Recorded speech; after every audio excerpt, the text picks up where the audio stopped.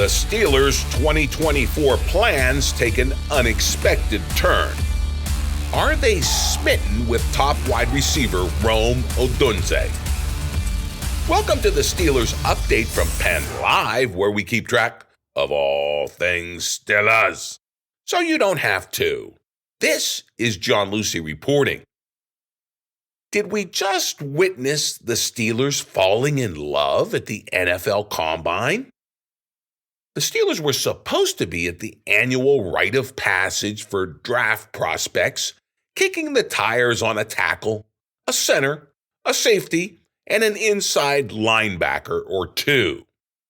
Such is the unsexy shopping list of a team trying to upgrade its football fundamentals. It's the equivalent of perusing a car lot in quest of purchasing a minivan. But somewhere amid the 40-yard dashes and the cone drills, the Steelers became smitten by the flash and dash of a shiny sports car.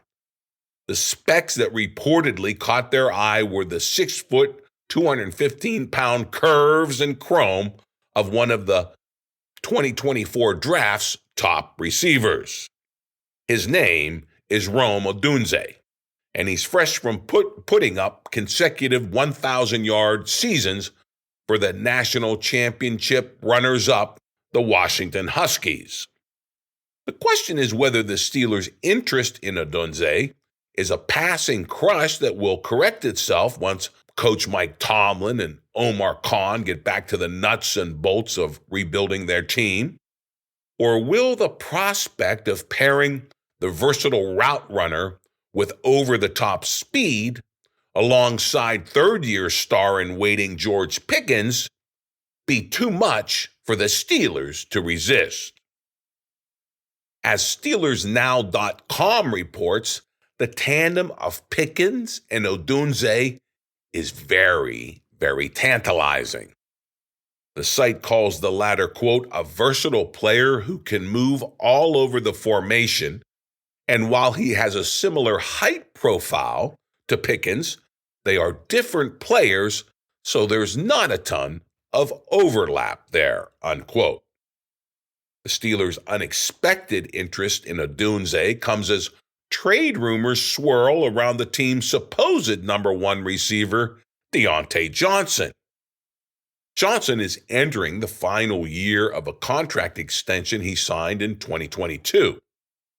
If he goes into the 2024 season as a lame duck, it would signal his time in a Steelers uniform is coming to a close.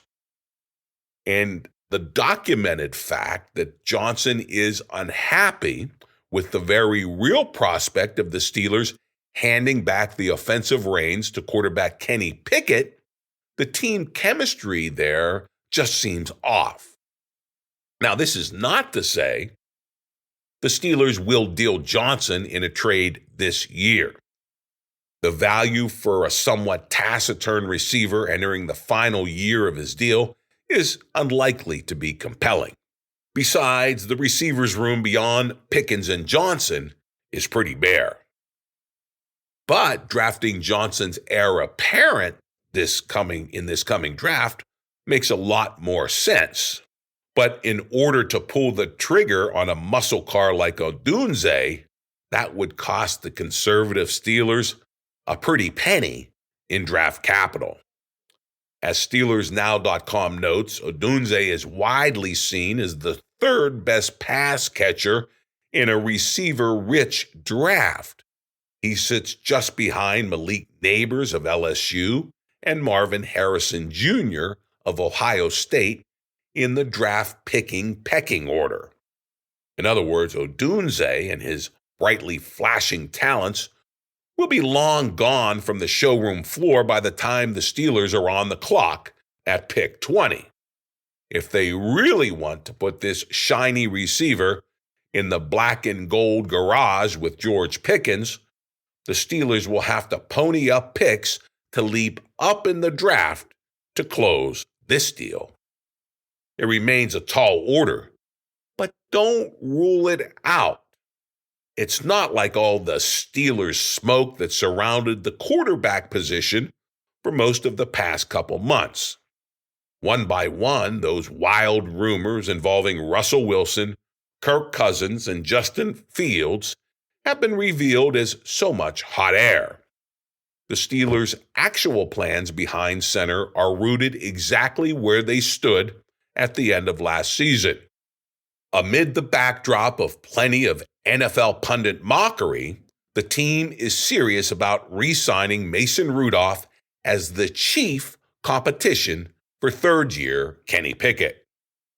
They will build around this pair with a new center, likely acquired in free agency, a right tackle, possibly in the draft, and their new offensive coordinator, Arthur Smith. None of this is sexy or trendy. But rolling into 2024 with a hot rod like Odunze would certainly have the Steelers' offense roaring its engines once again. As strategies go, it makes a lot more sense than Russell Wilson. We have much more on the Steelers' evolving plans for 2024, including their top free agent targets for next week.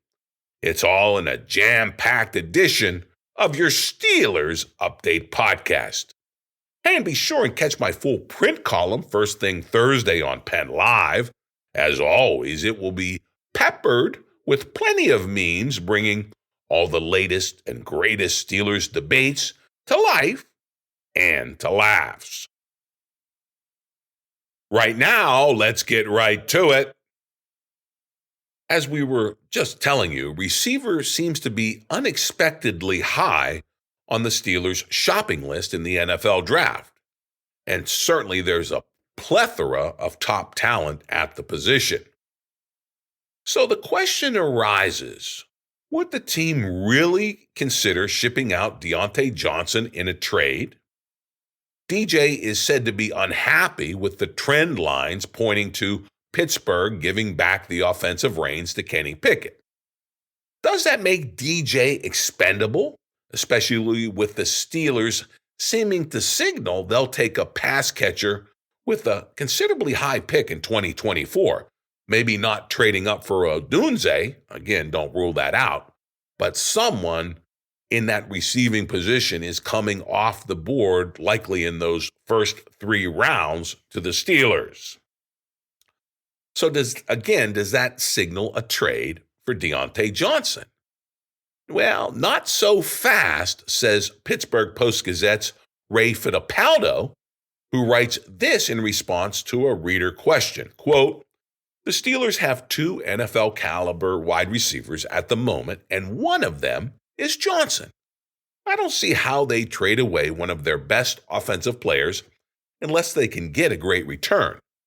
I'd say a second-round pick. And I don't think a team will offer a second-round pick for a mercurial wide receiver entering the final year of his contract, unquote.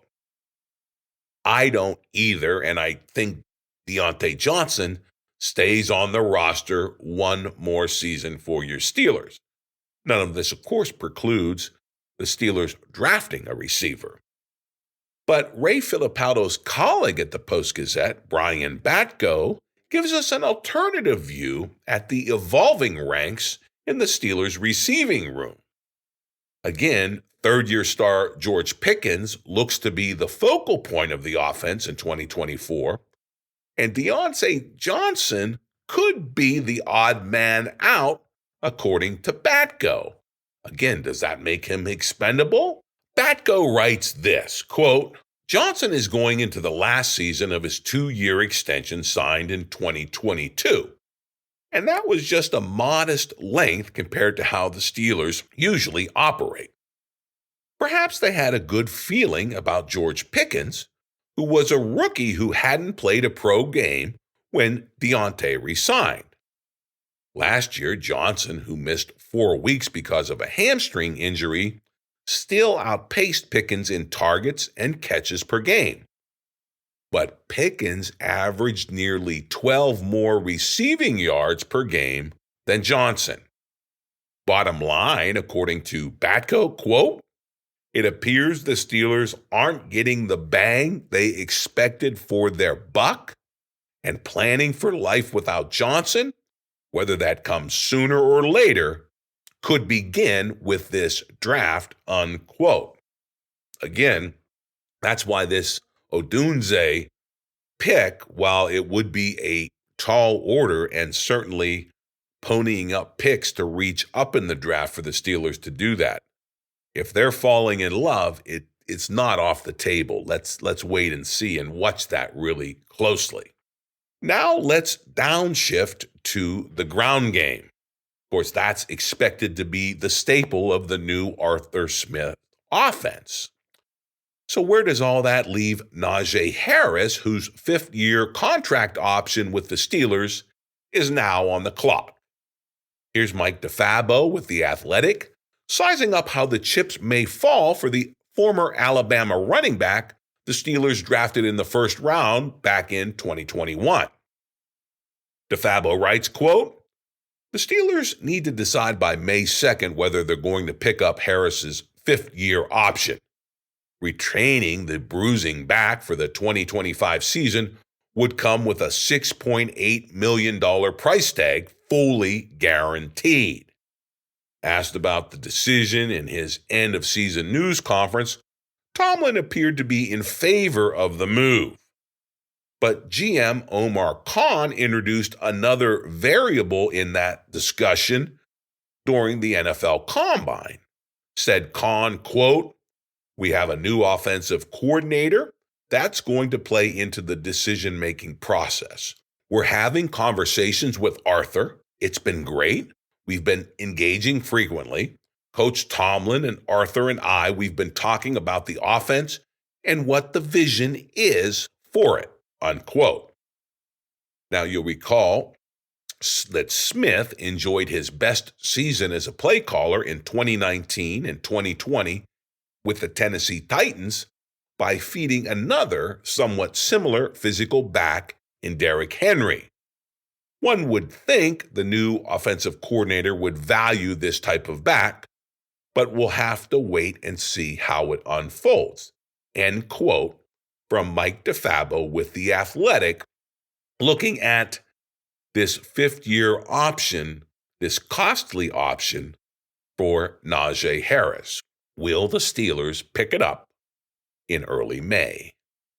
Well, that decision awaits, but what is next in this eventful Steelers offseason is free agency. The annual buying and selling of players, top talent on the market. Here is where the Steelers stand, again as reported by Mike DeFabo with The Athletic. DeFabo writes, quote, Pittsburgh is about $10 million under the cap and could easily create around $25 million more by restructuring the contracts of T.J. Watt, Minkah Fitzpatrick, and a few other players, along with reworking Cameron Hayward's deal and maybe releasing Allen Robinson II. All of that could add another $10 million more. As for where the Steelers will spend the money, DeFabo gives us some tantalizing targets to watch once teams are allowed to negotiate beginning on Monday, March 11th. The actual signing takes place beginning March 13th. So, target number one, according to DeFabo, Patrick Queen, inside linebacker for the Ravens. DeFabo writes, quote, Queen would be the ultimate luxury signing.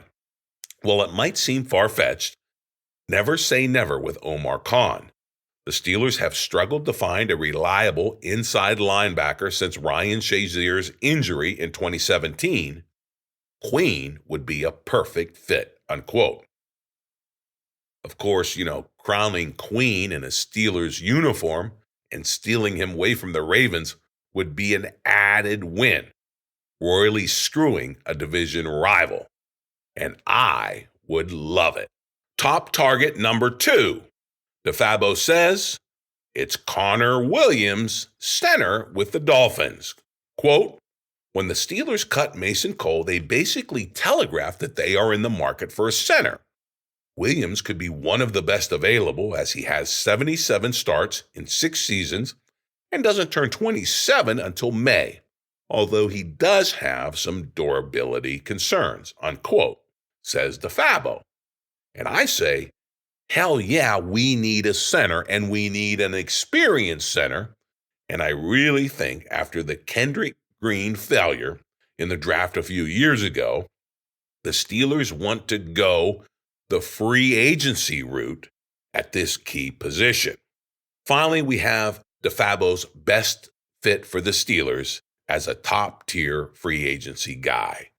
Who was this target? None other than DJ Reader, defensive tackle for your Cincinnati Bengals. DeFabo says, quote, coming off his second torn quad muscle in the last 4 years, Reader should still draw significant interest. He can play both nose tackle and 3 or 4 technique, and he would fit in nicely in the Steelers' sub packages. He can push the pocket, which the Steelers ask their defensive linemen to do, unquote. Again, I think grabbing Reader from a division rival would significantly sweeten the deal, at least for this Steelers fan it would, and I would love to see it for sure.